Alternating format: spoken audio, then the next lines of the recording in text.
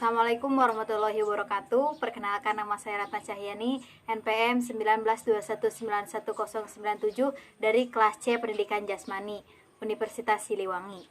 Nah, di sini saya akan menjelaskan tentang materi yang pertama yaitu kebutuhan energi, materi yang kedua yaitu perhitungan kebutuhan energi. Ya, langsung saja ke materi yang pertama yaitu kebutuhan energi. Nah, mungkin kita sebagai makhluk hidup ya mempunyai ciri-ciri di antaranya yaitu bernapas, makan dan minum, mengeluarkan zat sisa, bergerak, tumbuh dan berkembang, bereproduksi, peka terhadap rangsangan dan mampu beradaptasi dengan lingkungan. Nah, dalam bergerak kita dibantu oleh gerakan otot pastinya ya, yang berada dalam tubuh kita, yang terjadi dari otot tidak sadar atau involuntar dan otot sadar atau voluntar.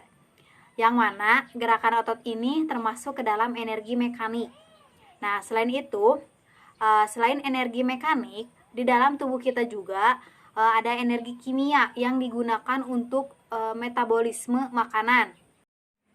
Berikut adalah pengelompokan olahraga berdasarkan sistem kerja syaraf dan otot untuk penentuan kebutuhan energi dan zat gizi. Nah, sebelum jauh membahas tentang energi, kita harus mengetahui definisi energi terlebih dahulu ya. Nah, berikut definisi energi menurut para ahli. Yang pertama ada menurut Beck. Menurut Beck itu, energi dapat diartikan sebagai daya atau kemampuan bekerja. Yang kedua ada menurut Cakrawati dan Mustika.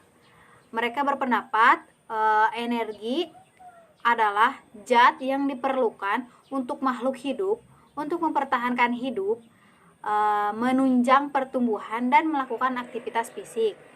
Nah, dapat disimpulkan bahwa energi merupakan zat untuk diperlukan di berbagai proses tubuh yang pada akhirnya untuk melakukan gerakan. Nah, satuan besaran energi ini adalah kilokalori. Pada umumnya disebut kalori saja. Nah, 1 kilokalori atau 1 kalori adalah jumlah panas yang diperlukan untuk menaikkan suhu air 1 kg sebanyak 10 derajat Celcius. Nah, kalau ada juga kalorimetri. Kalorimetri ini adalah kalorimetri adalah pengukur jumlah panas yang dikeluarkan. Nah, yang selanjutnya ada manfaat dari energi menurut Beck ya. Manfaat energi menurut Beck ini adalah proses pertumbuhan dan mempertahankan jaringan tubuh. Yang kedua ada proses mempertahankan suhu tubuh. Yang ketiga ada gerak otot tak sadar atau yang tadi disebut involuntar. Yang selanjutnya ada gerak otot sadar atau voluntar. Nah, menurut Departemen Gizi dan Kesehatan Masyarakat, energi yang berasal dari makanan diperlukan manusia untuk 1. Metabolisme basal. Apa sih metabolisme basal itu? Metabolisme basal adalah kebutuhan minimal energi untuk melakukan proses tubuh vital. Proses tubuh vital ini meliputi mempertahankan tonus otot, sistem peredaran darah, pernapasan, metabolisme sel, dan mempertahankan suhu tubuh. Yang kedua ada aktivitas fisik, dan yang ketiga ada efek makanan atau specific dynamic action atau SDA ya. Yang selanjutnya ada sistem energi. Nah, sistem energi ini ada 2 sistem energi yang diperlukan dalam setiap aktivitas latihan yang dilakukan oleh seorang atlet, yaitu sistem energi aerobik dan sistem energi anaerobik. Nah, perbedaan kedua sistem energi tersebut adalah pada penggunaan bantuan dari oksigen ya selama proses pemenuhan kebutuhan energi berlangsung. Itu menurut Sukadianto. Nah, sistem energi anaerobik ini dibagi menjadi 2, yaitu anaerobik alaktik dan anaerobik laktit. Nah, sistem energi anaerobik alaktik atau Pagen System adalah sistem ini menyediakan energi siap pakai yang diperlukan untuk permulaan aktivitas fisik dengan intensitas tinggi, high intensity ya. Yang selanjutnya, sumber energi ini diperoleh dari pemecahan simpanan ATP dan PC yang terjadi di dalam otot. Nah, pada aktivitas maksimum, sistem ini hanya dapat dipertahankan 6-8 detik saja atau short duration. Karena simpanan ATP dan PC ini sangat sedikit. Yang selanjutnya ada sistem energi anaerobik laktik atau lactic acid system. Nah, lactic acid system ini apabila aktivitas fisik terus berlanjut, sedangkan penyediaan energi dari sistem anaerobik laktik sudah tidak mencukupi lagi, maka energi akan disediakan dengan cara mengurai glikogen otot dan glukosa darah melalui jalur glikolisis anaerobik tanpa bantuan oksigen. Nah, yang selanjutnya ada sistem energi aerobik. Sistem energi aerobik ini adalah untuk aktivitas dengan intensitas rendah, low intensity, yang dilakukan dalam waktu lama atau lebih dari 2 menit, long duration ya. Energi ini disediakan melalui sistem energi aerobik, yakni pemecahan nutrien bakar atau diantaranya karbohidrat, lemak, dan protein dengan bantuan oksigen. Nah, sistem energi anaerobik dan aerobik bekerja secara serempak sesuai dengan kebutuhan ATP yang diperlukan tubuh untuk bergerak. Nah, materi yang selanjutnya yaitu materi yang kedua tentang perhitungan kebutuhan energi. Nah, perhitungan kebutuhan energi itu memiliki komponen yang diperlukan untuk perhitungan kebutuhan ini, yaitu menurut Kemenkes RI dalam buku pedoman gizi olahraga prestasi tahun 2014 adalah komponennya itu yang pertama basal metabolis rate atau BMR, yang kedua spesifik dynamic action atau SDA, yang ketiga aktivitas fisik, yang keempat energi ekspenditur untuk setiap jenis dan lama latihan.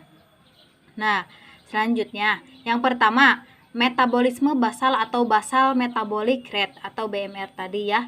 Menurut para ahli, nah di sini ada menurut Rahmawati sendiri, metabolisme basal adalah banyaknya energi yang dipakai untuk aktivitas jaringan tubuh sewaktu istirahat jasmani dan rohani. Nah, menurut Beck, metabolisme basal dapat diartikan sebagai jumlah energi yang diperlukan untuk melakukan berbagai proses dasar bagi kehidupan seperti kegiatan seluler, detak jantung, dan respirasi. Nah, dapat disimpulkan bahwa angka metabolisme basal atau AMB atau basal metabolis rate atau BMR merupakan energi yang dikeluarkan pada saat istirahat atau saat tidak melakukan aktivitas fisik. Hanya organ bagian dalam tubuh saja yang melakukan gerak. Ya, yang selanjutnya secara praktik basal metabolis rate ini atau BMR ini seseorang ini dapat dihitung dengan mengalihkan berat badan dengan 24 kalori atau B berat badan kali 24 ya. Juga dapat ditentukan dengan menggunakan rumus regresi linear. Nah, rumus regresi linear ini telah dicantumkan atau dikeluarkan oleh FAO WHO UNU pada tahun 1985 untuk menaksirkan nilai AMB atau BMR dari berat badan. Nah, seperti tabel yang saya akan tampilkan di layar ya. Ini adalah tabel untuk menaksir nilai AMB atau BMR dari berat badan. Nah, coba dilihat dengan umur kalian berapa? Di situ ada umur ya. Contohkan saya ya, saya umur 21 tahun. Berarti saya termasuk golongan yang 18 sampai 29 tahun. Nah, gender saya itu perempuan. Berarti umur 18 sampai 29 tahun sejajar dengan 14,7 kali berat badan ditambah 496. Nah, itu adalah cara menaksir nilai AMB atau BMR dari berat badan ya. Selanjutnya ada faktor yang mempengaruhi basal metabolis rate atau BMR tadi, yaitu yang pertama usia. Usianya berkurang dengan bertambahnya usia. Nah, yang kedua ada massa tubuh. Nah, meningkatnya dengan massa tubuh yang lebih besar. Yang ketiga ada komposisi tubuh, meningkatkan dengan massa otot yang lebih besar dan menurun dengan timbunan lemak yang lebih besar. Yang keempat ada jenis kelamin. Jenis kelamin ini adalah laki-laki lebih tinggi daripada perempuan. Yang kelima ada faktor-faktor lainnya, termasuk hormon tubuh. Ini semua faktor yang mempengaruhi basal ini itu dikemukakan oleh Burke, Lois, dan Greg tahun 2020. Yang selanjutnya yang kedua ada Specific Dynamic Action atau SDA. SDA ini menurut Kemenkes RI dalam buku Pedoman Gizi Olahraga Prestasi tahun 2013 adalah energi yang dibutuhkan untuk mencerna zat-zat gizi makro. Nah, adapun menurut pendapat para ahli, ada menurut Almatsir, Cakrawati, dan Mustika, SDA ini adalah energi tambahan yang diperlukan tubuh untuk pencernaan makanan, absorpsi, dan metabolisme zat-zat gizi yang menghasilkan energi. Nah, adapun menurut Hidayat dan Rahmawati, SDA ini adalah penggunaan energi sebagai akibat dari makanan itu sendiri. Nah, dapat disimpulkan bahwa Specific Dynamic Action atau SDA adalah energi yang digunakan pada saat proses metabolisme makanan. Nah, SDA ini untuk karbohidrat berbeda dengan protein, demikian juga dengan lemak. Menurut Kemenkes RI dalam buku Pedoman Gizi Olahraga Prestasi tahun 2013, yaitu SDA ini untuk mencerna karbohidrat dibutuhkan sebesar 6-7% dari BMR. Nah, untuk mencerna protein dibutuhkan 20-30% dari BMR. Nah, untuk mencerna lemak dibutuhkan sebesar 4-14% dari BMR. Nah, untuk bahan makanan campuran yang terdiri dari karbohidrat, protein, dan lemak SDA itu adalah sebesar 10% dari BMR. Yang ketiga, ada aktivitas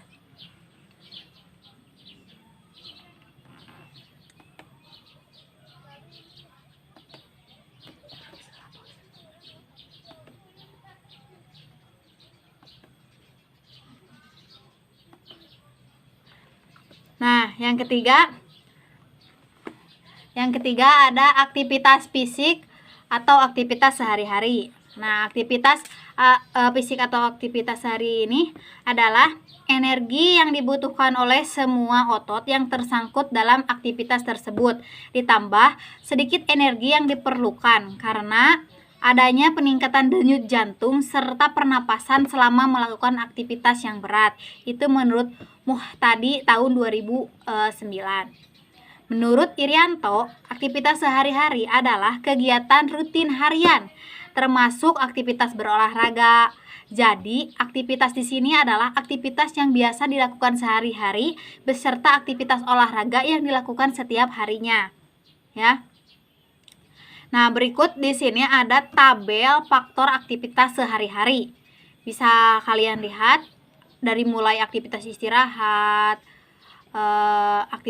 aktivitasnya ringan sekali, aktivitasnya ringan sedang, ya, aktivitasnya sedang, aktivitasnya berat, sampai aktivitasnya berat sekali. Kalian bisa lihat, ya. Nanti saya akan contohkan cara menghitungnya di akhir video nanti. Nah, yang keempat ada pertumbuhan. Nah, pada pertumbuhan ini itu dikhususkan untuk anak yang usianya 18 ke bawah, ya. Nah, masa pertumbuhan terjadi pada anak-anak dan remaja, biasanya pada saat sampai usia 18 tahun, ya, sehingga memerlukan penambahan energi. Energi tambahan diperlukan baik untuk pertumbuhan tulang dan pertumbuhan jaringan tubuh. Nah, saya akan tampilkan tabel kebutuhan energi untuk pertumbuhan kalori per harinya, ya, dari umur 10 sampai 14 tahun, 15, 16 sampai 18 tahun. Itu memerlukan tambahan energi, ya. Bisa lihat di tabel yang ada di layar ini. Nah, kita coba cara menghitung kebutuhan energi, ya. Ada 5 tahap di sini yang saya akan praktekkan. Bisa lihat penjelasannya setelah ini.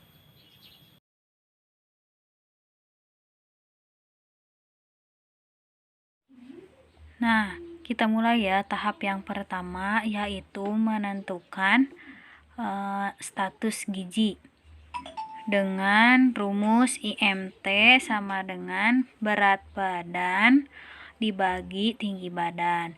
Nah, kan bisa lihat di tabel. Untuk mencari tinggi badan itu harus diubah dulu ke meter kuadrat. Kita rubah dulu ya.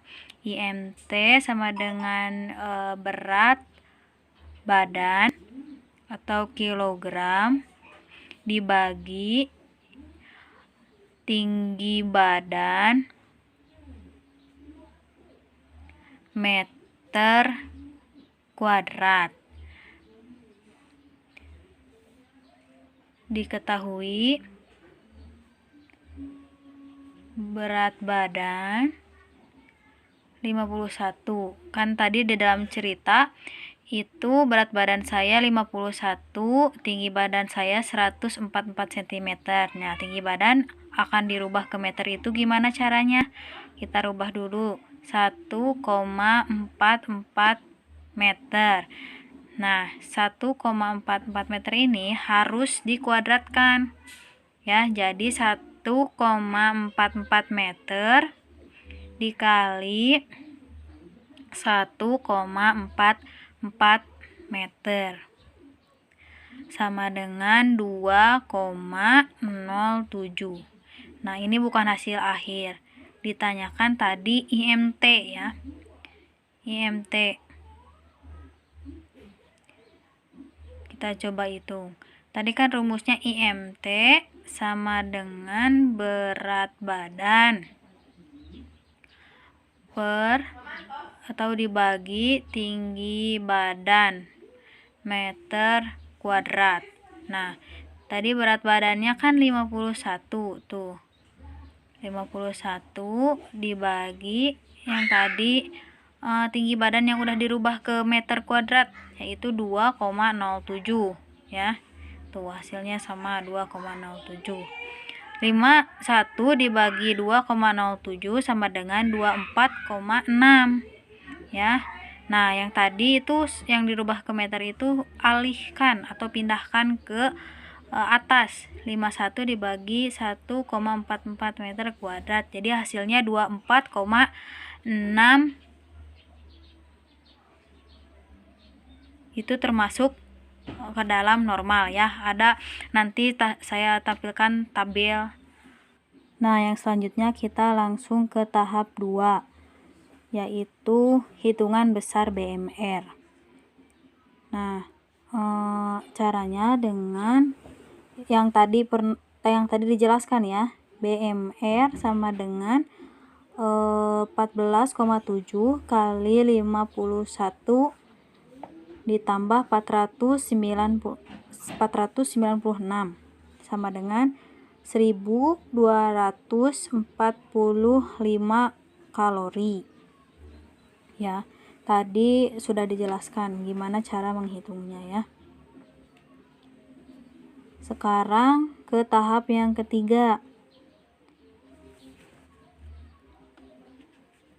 Lihat di tabel, tahap yang ketiga itu BMR-nya 10% ya. Jadi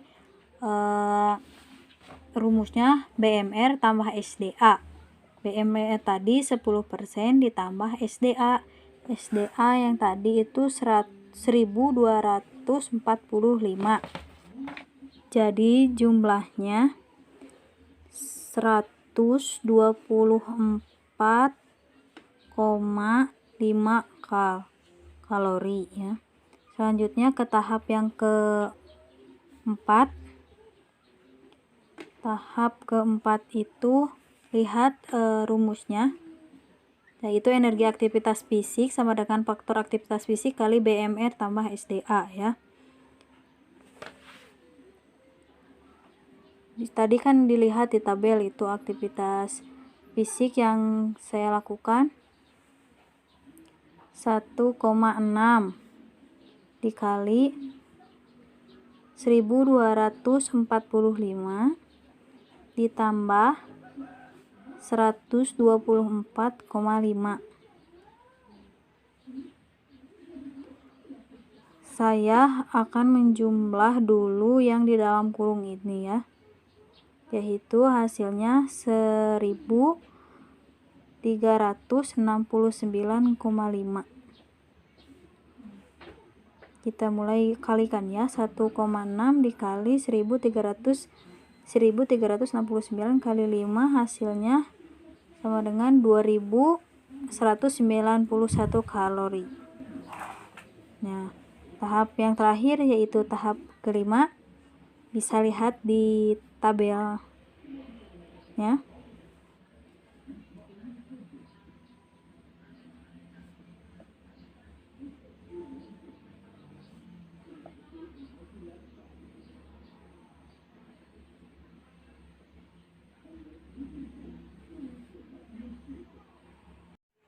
Mohon maaf sebelumnya, tadi videonya kepotong.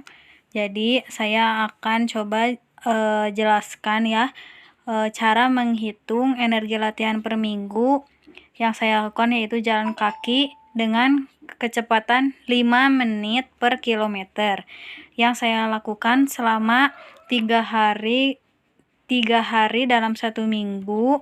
Dalam 1 kali latihannya itu 30 menit kali 12 kalori. Bisa lihat di tabel sejajarnya dengan 12 kalori. Nah, itu jumlahnya 1080 kalori per miligram. Nah, yang selanjutnya yaitu latihan poli. Cara menghitungnya 2 kali 45 menit kali 2 kalori. Nah, 2 kalori ini sejajar dengan latihan poli ya, yang ada di tabel. Hasilnya adalah 180 kalori per miligram. Ya, lanjut kita akan menghitung energi latihan per harinya, yaitu dengan memasukkan hasil jalan kaki tadi ya. Hasilnya kan tadi 1080 ditambah hasil latihan poli tadi yaitu 180, lalu dibagi 7. Kita jumlah dulu yang di dalam kurung ya, yang ada di dalam kurung kita jumlah dulu, yaitu 1260 dibagi 7. Hasilnya 180 kalori per hari.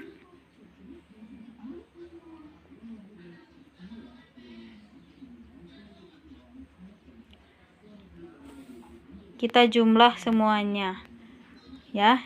Jadi total kebutuhan energi per hari adalah jumlahnya tahap 4, hasil dari tahap 4 tadi ditambah hasil tahap 5 ya. Yaitu yang tahap 4 2191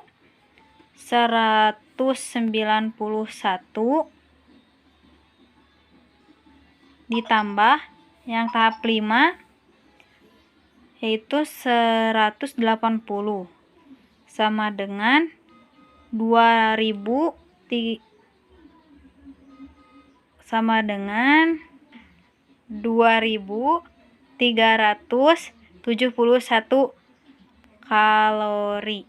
Nah, ini hasil akhirnya. Terima kasih.